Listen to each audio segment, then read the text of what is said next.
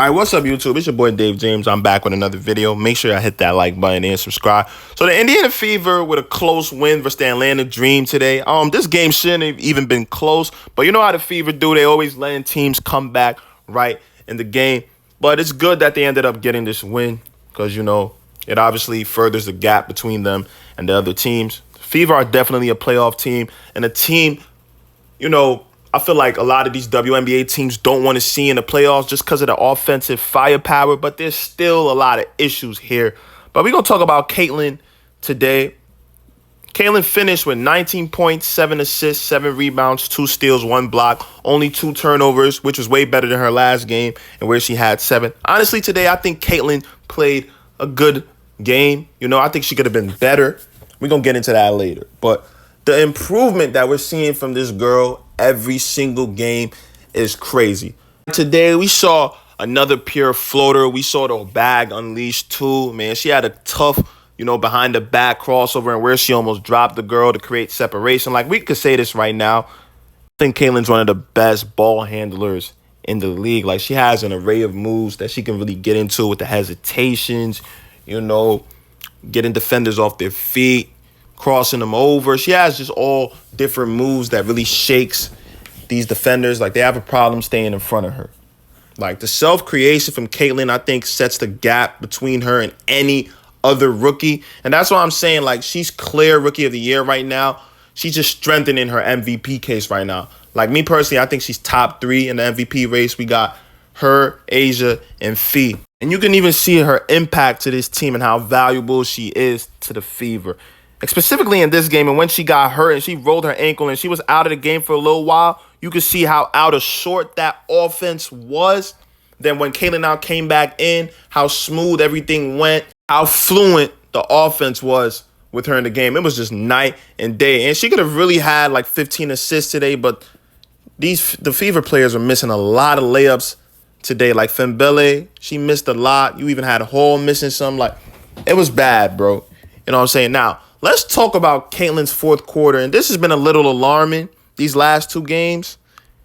She's not shooting in the fourth. Like, going into the fourth quarter today, Caitlin had 19 points.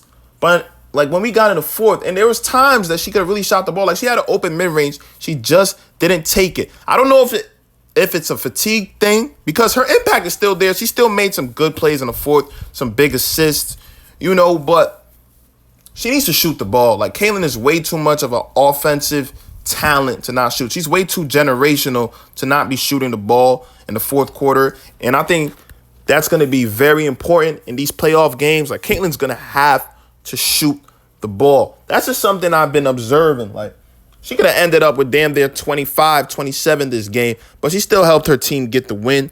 I don't think this is going to be a big issue all year because we've seen Caitlin make the necessary adjustments from the start of the season till now. There's always some type of improvement that's added to her game. So I don't think this is going to be last. I'm predicting Caitlin has a big fourth quarter when they need her the most. Now, Kelsey Mitchell, oh my goodness. This girl is playing at an insane level right now. Like I've been saying for the last few videos, her and Caitlin are the best backcourt in the WNBA. They have everything you need in the speed, the agility, the athleticness from these two, how fast they get the ball up the court, how fast Caitlin sees her down the court. Like, their speed with each other is just amazing. Like, feed off each other so beautifully. Teams are not going to be able to stop this duo in the playoffs. But now let's talk about Nelissa. Like, Nelissa right now just looks out of sort.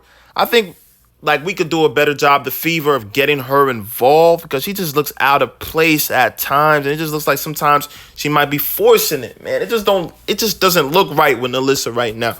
You know what I'm saying? Like, she might have to get benched some games, bro. Like, Hall's been playing well. Hall today played great defensively. She didn't really make shots, but you saw her fighting on the other end, man. Nelissa is still tremendously talented, and I do think that she's going to have some big offensive games. You know, because the skill set is still there, but she has to buy in on the other end too. And like I said, I do think sides can kind of, you know, include her more in the offense, bro. Or maybe just this isn't the right situation for her. You know, we just gonna see how things play out. with Nelissa. But that girl there's still a lot there. I think there's still a lot of potential with Nelissa Smith. And look at the insane improvement CC has made from the start of the year till now. Look, highest FG percentage at the rim by a rookie this season. Caitlin Clark is shooting 60.4%. 60.4% at the rim this season. She's been one of the best finishers in the league, especially in the second part of the season. She's literally shooting better at the rim than some centers. And you can see that on this list. Bro, the sky's the limit for CC, man. I'm just telling y'all, like, this is a generational talent who's just going to continue to improve.